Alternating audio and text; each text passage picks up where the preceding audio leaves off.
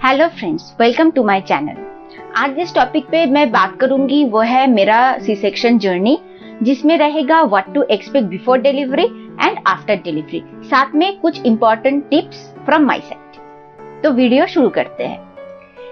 That day I was in my 37th week और उस दिन मेरा शेड्यूल्ड डॉक्टर विजिट था और बेबी का ग्रोथ स्कैन भी था। तो ग्रोथ स्कैन में दिखा गया कि बेबी का जो न्यूक्लियर कॉर्ड होता है वो गले का अराउंड 1 सिंगल लूप फॉर्मेशन हुआ। तो मुझे मेरा गायनेकोलॉजिस्ट सजेस्ट किया इमरजेंसी सी सेक्शन के लिए। तो कुछ यूरिन टेस्ट दिया to check whether meconium is there और नॉट। अगर मेकोनियम होता तो मुझे फौरन डिलीवरी करना पड़ता, तो मेकोनियम नहीं था, इसलिए मैं एक दिन के लिए रुक गई। मेरा डिलीवरी शेड्यूल हुआ नेक्स्ट डे मॉर्निंग, बट मुझे एडमिट होना था उसी दिन रात में, क्योंकि प्रिपरेशन का भी थोड़ा टाइम लगता है। तो हम कोविड टेस्ट के लिए गए और 12 घंटे में ही टेस्ट रिपोर्ट आ गया। तो घर पहुंचने के बाद जैसे भी करके पैक किया और 11 बजे करीब हम पहुंच गए हॉस्पिटल। मेरा आरटीपीसीआर रिपोर्ट नॉर्मल था, तो मेरा फौरन हॉस्पिटलाइजेशन हो गया। रूम में शिफ्ट करने के बाद चालू हुआ बेबी का ईसीजी और मुझे हाथ में एक स्विच जैसा पकड़ा दिया, ये बेबी का किक काउंट करने के लिए।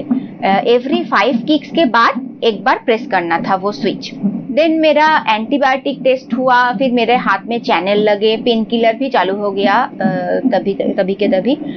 नेक्स्ट डे मॉर्निंग मुझे सी सेक्शन के लिए लेके गए। ओटी में जाने से पहले मुझे तो बहुत डर लग रहा था, तो जैसे भी हो मैं माइंड को स्ट्रॉन्ग किया और ओटी के लिए चल पड़े।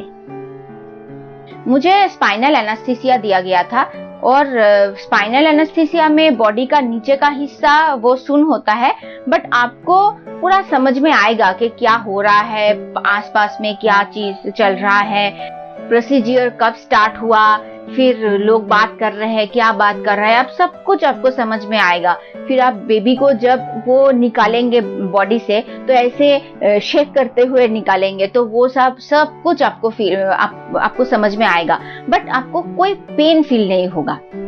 फिर मेरा बेबी को पीडियाट्रिशियन मेरे पास लेके आए ओटी में ही, और उस टाइम में ना एक अजीब सा मुझे फील हुआ, एक स्मेल आया मेरे बेबी से, एक मीठा जैसा स्मेल। मुझे नहीं पता हर एक को ये फील होता है कि नहीं, बट वो स्मेल मुझे पहले कभी भी नहीं मिला और उसके बाद भी मुझे कभी नहीं मिला। बट वो एक मोमेंट था, इतना स्वीट एक स्मेल था मेरे बेबी का। तो टोटल 1 घंटा लगा ओटी में। उसके बाद मुझे रिकवरी रूम में शिफ्ट कर दिया गया। रिकवरी रूम में 2 से 3 घंटा मुझे रखा गया था। उस टाइम में मुझे ठंड बहुत लग रही थी और इतना शिवरिंग हो रही थी कि मुझे एक ब्लैंकेट तो ऑलरेडी दिया गया था, उसके बाद भी मैं और 2 मंगवा लिया। तो टोटल 3 ब्लैंकेट में भी मैं शिवर कर रही थी बहुत ज्यादा। तो डॉक्टर से मैंने पूछा था इसका रीजन, तो डॉक्टर ने मुझे बताया कि इतना जो प्रेगनेंसी के टाइम में इतना हार्मोन डेवलप होता है, फिर डिलीवरी के टाइम में वो सब अचानक से डाउन होता है, फिर इतना फ्लूइड लॉस होता है, तो ये भी उसका रीजन हो सकता है।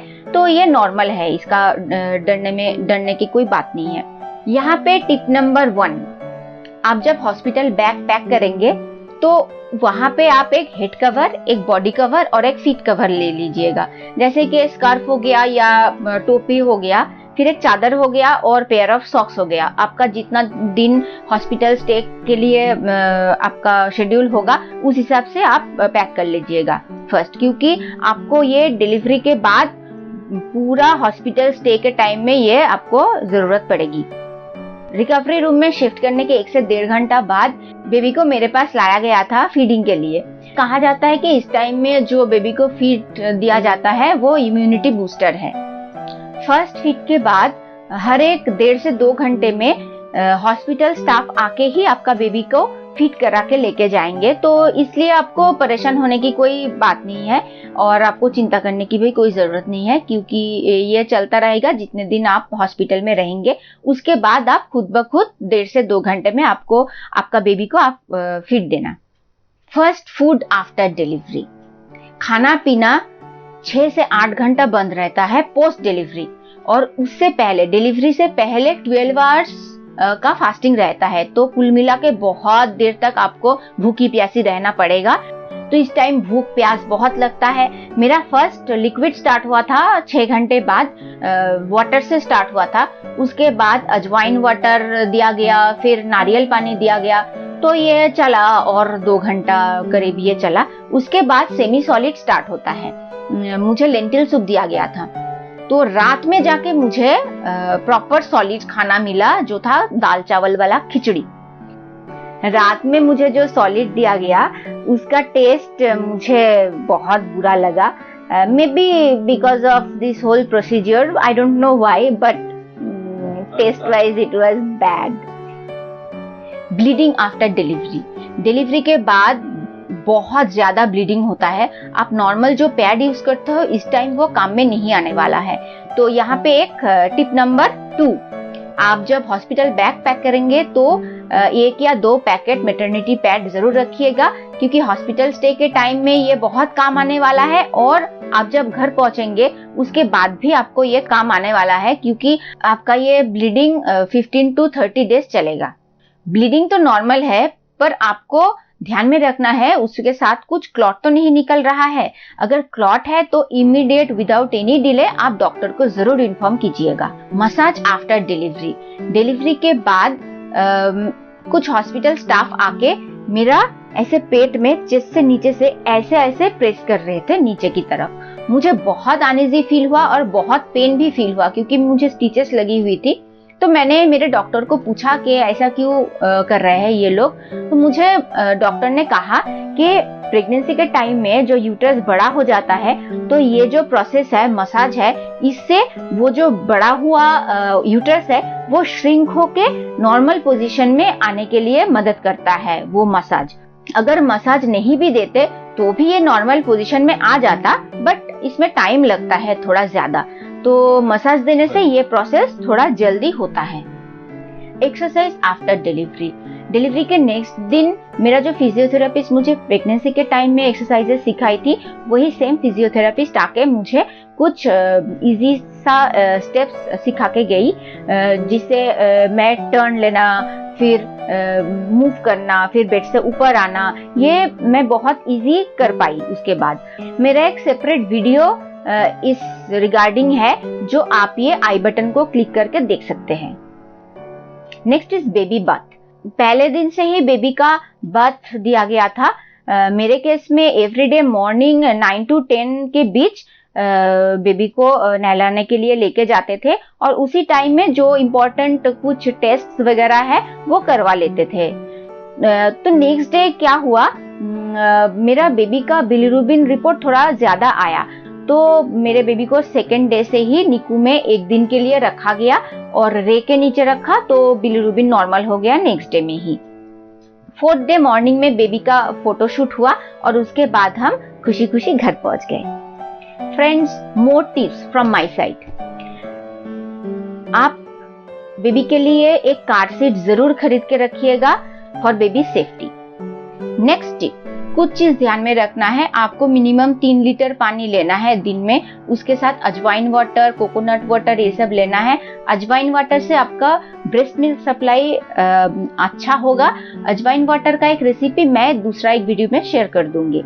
नेक्स्ट टिप, मेरा डिलीवरी कोविड पैंडेमिक के टाइम में हुआ था, इसलिए हॉस्पिटल में मेरा गेस्ट अलाउड नहीं थे। अगर आपका डिलीवरी नॉर्मल टाइम में है तो 1-2 चीज आपको ध्यान में रखना है कि आपका जो गेस्ट आएंगे उनको आप बोलेगा कि फ्लावर ना लाने के लिए, क्योंकि फ्लावर में होता है पोलन ग्रेन। ये पोलन ग्रेन से बेबी को इन्फेक्शन हो सकता है, बेबी को एलर्जी हो सकता है। नेक्स्ट है करेंसी नोट। कभी कभी देखा जाता है कि गेस्ट आके करेंसी नोट बच्चे के सर के पास रख के जाते हैं। करेंसी नोट से भी बहुत इन्फेक्शन फैलते हैं। नेक्स्ट टिप, आपका जो हॉस्पिटल स्टे है, ये जो टाइम है, try to utilise it as much as you can, क्योंकि ये टाइम आपको दोबारा नहीं मिलेगा। एक ही अम्ब्रेला के बीच आपको पूरा का पूरा हॉस्पिटल स्टाफ मिल रहा है, आपका बेबी का पीडियाट्रिशियन मिल रहा है, आपको गायनेकोलॉजिस्ट मिल रहा है, डाइटिशियन मिल रहा है, लैक्टेशियन एक्सपर्ट्स मिल रहा है। तो इन सब से आप बहुत सारे कुछ चीजें सीख सकते हैं जो आपको बाद में घर पहुंचने के बाद बहुत काम आने वाला है। हॉस्पिटल स्टाफ से आप सीखिए कैसे बेबी को नहलाते हैं, कैसे बेबी को स्वेडल करते हैं, कैसे बेबी को बर्थ करवाते हैं। Next tip, ask your paediatrician about babies essential medicines. फिर आप ये भी पूछ लेना कि ऑयल मसाज कराने के है कि नहीं, फिर कौन सा बेबी प्रोडक्ट यूज करने हैं, फिर सीजनल जो चेंजेस है उसमें बेबी को नहलाते हैं या नहीं, फिर एसी में कैसे रखते हैं। ये सारे के सारे चीज आप पहले से एक लिस्ट बना के रखिए सो दैट जब पेडियाट्रिशियन आए तो कोई भी पॉइंट मिस ना हो। Next tip, ask your gynaecologist about some essential medicine for you. जैसे कि फीवर हो गया, फिर कफ एंड कोल्ड हो गया, स्टमक एक हो गया, हेडेक हो गया, और अगर आपको स्टिचेस लगी है तो ये स्टिचेस में भी बहुत पेन करता है इस टाइम में, तो वो पेन के लिए भी कौन सा मेडिसिन लेना है।